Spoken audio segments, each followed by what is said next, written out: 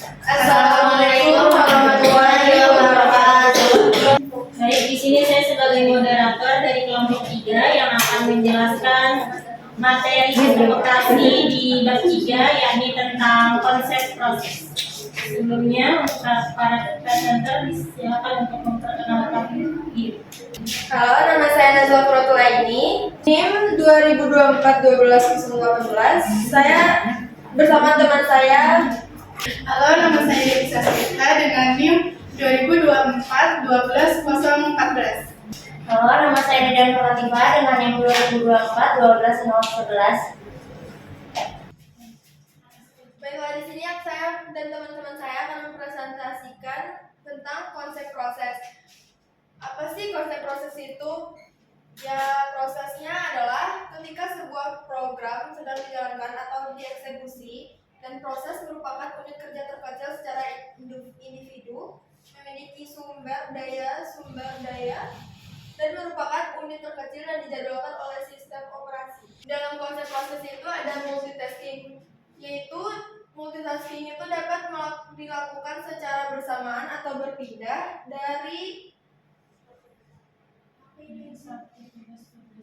satu tugas ke tugas yang lain. Multitasking ini dapat meningkatkan produktivitas. Contohnya adalah mencatat sambil mendengarkan diskusi saat rapat, menyetir mobil sambil membaca peta, dan menyimak video pembelajaran sambil mencatatnya.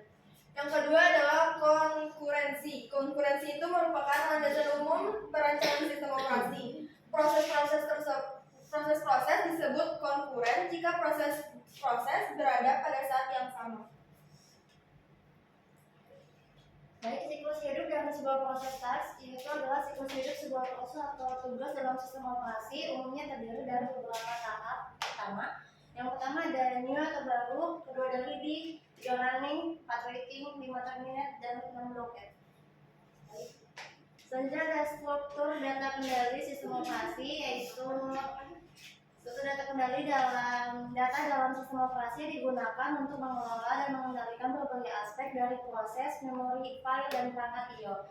Berikut adalah beberapa struktur kendali data yang penting dalam sistem operasi. Yang pertama ada proses control block atau PCB, itu ada ID proses, state proses, program counter, register CPU, informasi manajemen memori, informasi akun, dan informasi I/O. Selanjutnya ada struktur data manajemen memori, ada tabel halaman, tabel segmentasi, bitmap, atau tabel free list. Yang ketiga ada file control block atau PCB, itu ada main file, lokasi penyimpanan, ukuran file, akses file, informasi metadata. Yang keempat ada I/O control struktur, yaitu ada antrian I/O, terus ada tabel perangkat. Yang kelima ada schedule queue, yaitu ada antrian siap, antrian menunggu, dan antrian tertunda. Selanjutnya di dalam konsep proses ada image proses atau task. Yaitu proses atau task dalam konsep proses mengacu pada serangkaian langkah atau tahapan yang diikuti untuk mencapai suatu hasil atau tujuan. Dalam konteks manajemen sistem atau teknologi informasi, proses terdiri dari serangkaian aktivitas atau tugas yang dilakukan secara berurutan atau paralel untuk menghasilkan output tertentu. Gambaran umum proses bisa dijelaskan sebagai berikut. Yang pertama, input. Proses selalu dimulai dengan menerima input yang bisa berupa data, informasi, atau bahan mentah. Tahap yang kedua, tahap pemrosesan. Setelah menerima input, berbagai tugas atau langkah-langkah dilakukan untuk memproses input tersebut. Tahapan ini biasanya melibatkan transformasi, analisis, atau manipulasi input. Yang ketiga ada output. Hasil dari proses ini adalah output yang bisa berupa produk, jadi laporan atau hasil analisis. Yang keempat ada feedback. Dalam beberapa sistem ada mekanisme umpan balik untuk mengevaluasi hasil dan melakukan perbaikan jika diperlukan.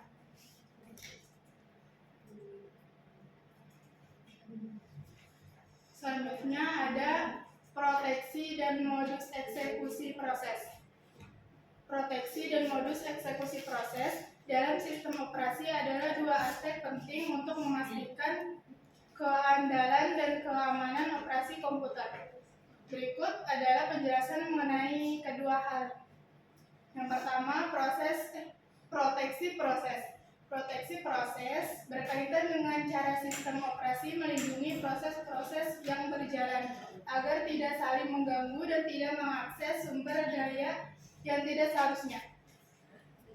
Beberapa mekanisme proteksi yang umum digunakan yaitu yang pertama isolasi proses, yang kedua hak akses, yang ketiga modus eksekusi, yang keempat mode pengguna, yang kelima penanganan kesalahan, yang keenam mode kernel.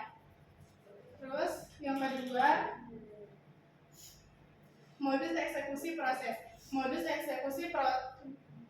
Modus eksekusi berkaitan dengan cara proses dijalankan dalam sistem operasi, yaitu mode pengguna dan mode kernel. Selanjutnya ada konsep trip.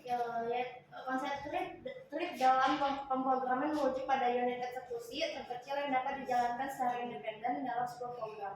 Trip memungkinkan program untuk melakukan beberapa tugas secara bersamaan atau multi-threading sehingga dapat meningkatkan efisiensi dan responsivitas. Ya. Contohnya dalam aplikasi yang kompleks seperti game atau browser web, satu thread dapat digunakan untuk menangani tampilan antarmuka pengguna, sementara thread lain menangani operasi latar belakang seperti pemungutan data atau perhitungan berat. Hal ini membuat aplikasi tetap responsif meskipun ada tugas berat yang berjalan di belakang.